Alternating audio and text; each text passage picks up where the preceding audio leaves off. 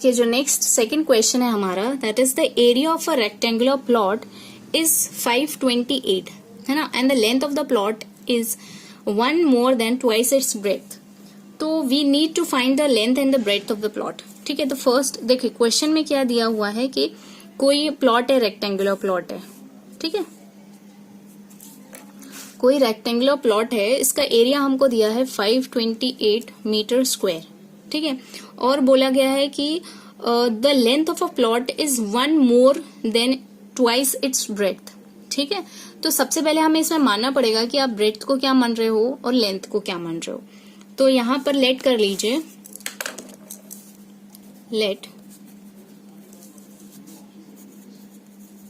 The breadth of rectangular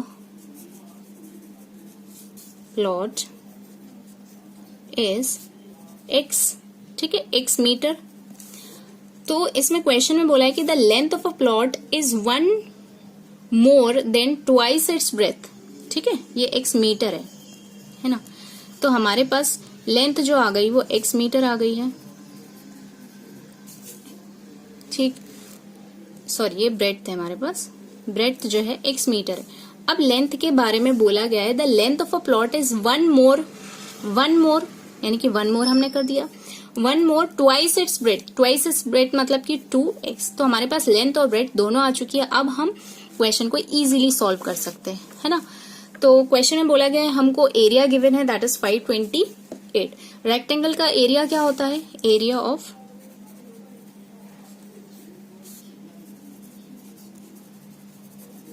rectangle length into breadth, और हमको given है 528 मीटर स्क्वायर, और लेंथ हमारे पास है x और ब्रेड्थ हमारे पास है 2x + 1.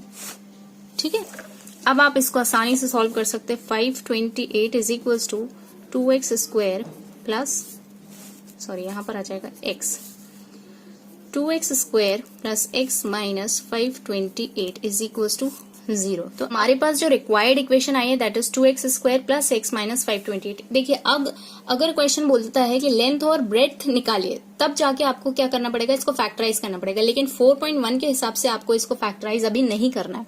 लेकिन बहुत सारे बच्चे बोलेंगे कि 4.1 क्वेश्चन पेपर में तो लिखा नहीं आएगा. तो यस, उसमें नहीं लिखा आएगा कि 4.1 का क्वेश्चन है, तो आपको वहां पर फर्दर सॉल्व करना पड़ेगा, जो कि हम 4.2 से फैक्टराइज करना सीखेंगे. अभी के लिए जो एक्सरसाइज के हिसाब से, बुक के हिसाब से, जो 4.1 के हिसाब से जो इक्वेशन बनेगी, दैट इज यही हमारा क्वेश्चन खत्म होगा. हमारा है the product of 2 consecutive positive integer is 306. We need to find the integers. देखिए सबसे पहले इसमें बोला गया है कि द प्रोडक्ट ऑफ 2 consecutive. तो सबसे पहले टर्म आ रहा है कॉन्जिक्यूटिव. कॉन्जिक्यूटिव होता क्या है? कॉन्जिक्यूटिव मतलब कि एक के बाद एक. अगर पहला नंबर हमने 1 माना है तो दूसरा नंबर 2 ही होना चाहिए. अगर हमने पहला नंबर 5 माना है तो दूसरा नंबर 6 होना चाहिए. अगर हमने पहला नंबर 7 माना है तो जो सेकंड नंबर होगा वो 8 होगा. यानी कि लगातार नंबर होते हैं कॉन्जिक्यूटिव. तो देखिए हमें तो नहीं पता है पॉजिटिव इंटीजर कौन से वाले हैं, तो हमें आपको यहाँ पर क्या करना पड़ेगा, यहाँ पर आपको लेट करना पड़ेगा. तो let the 2 positive to consecutive positive integers are x and x plus 1. ठीक है, नेक्स्ट हमसे क्वेश्चन में बोला गया है कि उनका प्रोडक्ट जो है that is 306. The product of 2 consecutive positive integer is 306. यानी कि x और x प्लस 1 का जो प्रोडक्ट है दैट इज 306. ठीक है, x स्क्वायर इसका मल्टीप्लाई यहाँ plus x is equal to 306. तो आप 306 को यहाँ ट्रांसपोज कर दीजिए, माइनस 306 इज इक्वल टू 0. ठीक है, और यहाँ बोल रहा है कि we need to find the integer. जैसे कि मैंने आपको बताया कि 4.1 में हमें इसको सॉल्व नहीं करना है, इसे हमें यही रहने देना है. ठीक है, तो आप इसको फर्दर जब आप 4.2 में फैक्टराइजेशन सीख लेते हैं तब आप इसको फर्दर फैक्टराइज करके वैल्यूज निकाल सकते हैं. नेक्स्ट क्वेश्चन जो है, Rohan's mother is 26 year older than him. The product of their edges in years 3 years from now will be 360. We would like to find Rohan's present age. तो देखिए पहले तो बोला गया है कि रोहन की मम्मी की एज जो है 26 ईयर्स ज्यादा है, तो हमें नहीं पता है पहले तो कि क्या एज है रोहन की और रोहन की मम्मी की, है ना। तो हम मान लेते हैं कि रोहन की जो एज है वो x है, ठीक। लेट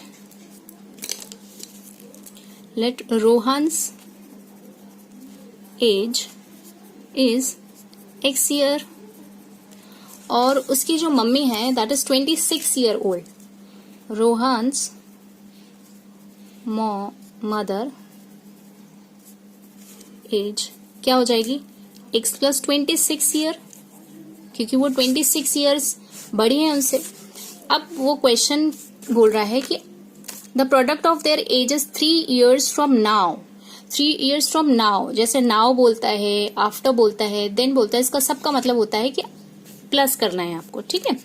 अब रोहन की एज 3 साल बाद, यहां पर अकॉर्डिंग टू क्वेश्चन कर सकते हैं आप, according to question x plus 3 साल बाद रोहन की एज, और 3 इयर्स बाद उसकी मम्मा की एज का प्रोडक्ट जो होगा वो 360 है, गिवन है क्वेश्चन में 360, ठीक है। तो x plus 3 x plus 29 is equals to 360। ये आप सॉल्व कर लीजिए, x square plus 29x plus 3x,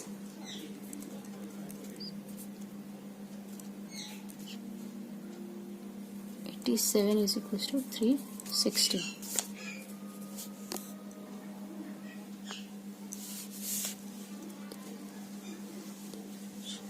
ठीक है, एक्स स्क्वायर यहाँ पर हो जाएगा कितना, 29, 30, 31, 32 x plus 87 minus 360 is equal to 0, 0 यहाँ हो जाएगा 3, यहाँ हो जाएगा 8, 8, 16, 7, 2 x square plus 32x plus 273 is equal to 0।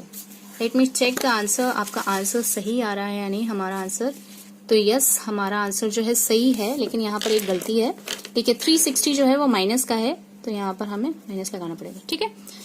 Next question की तरफ हम बढ़ते हैं। नेक्स्ट क्वेश्चन है हमारे पास, the train travels a distance of 480 kilometres at uniform speed. If the speed had 8 kilometre less, then it would have taken 3 hours more to cover the same distance. Need to find the speed of train, ठीक है। तो question के हिसाब से हमको दिया है कि जो ट्रेन ट्रैवल करती है डिस्टेंस 480 की, हमको फाइंड आउट करना है स्पीड। तो जिसे फाइंड आउट करना है हम उसी को लेट कर लेते हैं।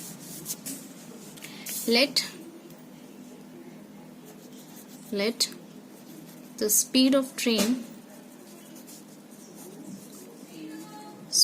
train is क्या हो जाएगी यहाँ पर, x किलोमीटर पर आवर। ये हमने यहाँ पर स्पीड लेट कर लिया, ठीक है। इसके बाद क्वेश्चन में बोला if this a train travels a distance of 480 kilometre at a uniform speed, ठीक है। और उसके बाद हमें फर्स्ट वाले में देखिए आपको स्पीड गिवन है, डिस्टेंस गिवन है, आपको टाइम भी लेट करना पड़ेगा इसमें, ठीक है। And let the time taken to cover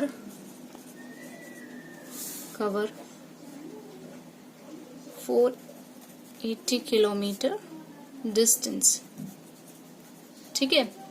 कितना लगेगा आपको टाइम, TR कुछ भी मान सकते हैं आप यहाँ पर, है ना। तो स्पीड जो होती है, स्पीड इज इक्वल्स टू क्या होता है, डिस्टेंस अपॉन टाइम, ठीक है। अच्छा, दोनों ही केसेस में हमको डिस्टेंस बराबर दिए, तो आप क्या कर सकते हैं, क्वेश्चन में डिस्टेंस के रेफरेंस में आप क्वेश्चन को इक्वेट कर सकते हैं, इक्वेशंस को इक्वेट कर सकते हो। तो speed into time is equals to हो जाएगी डिस्टेंस। स्पीड हमको यहाँ पर क्या गिवन है, हमने लेट करी है x, और t हमारे पास टाइम t ही लेट किया 480 किलोमीटर, यहाँ पर फर्स्ट इक्वेशन, ठीक है। नेक्स्ट हम अकॉर्डिंग टू क्वेश्चन करते हैं।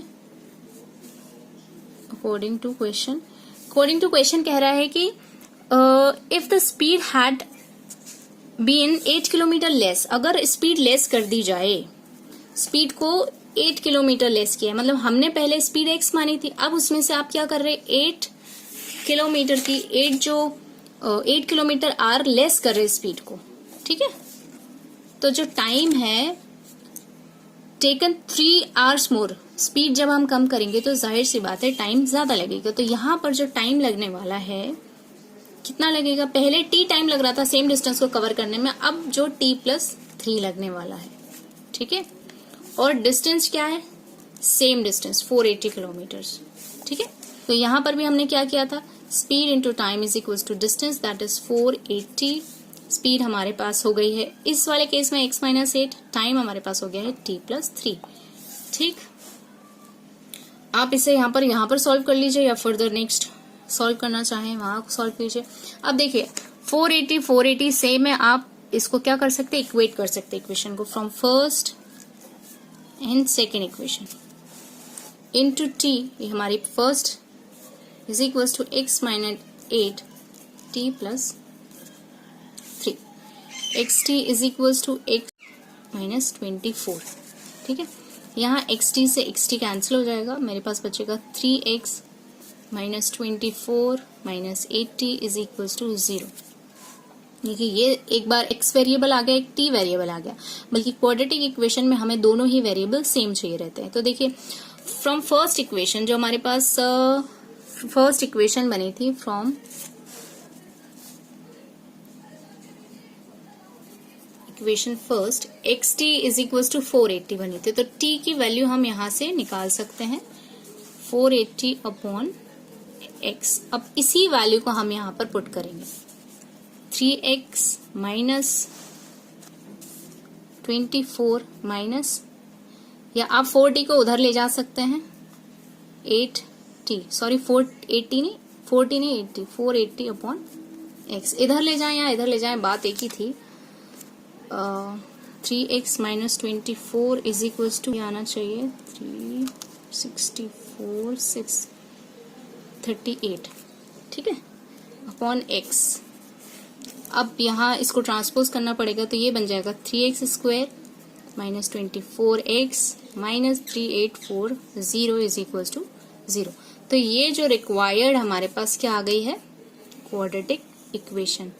आई होप आपको क्वेश्चन समझ में आए होंगे। आपको कोई भी डाउट हो तो आप मुझे कमेंट बॉक्स में कमेंट करके जरूर बताइए। Thank you.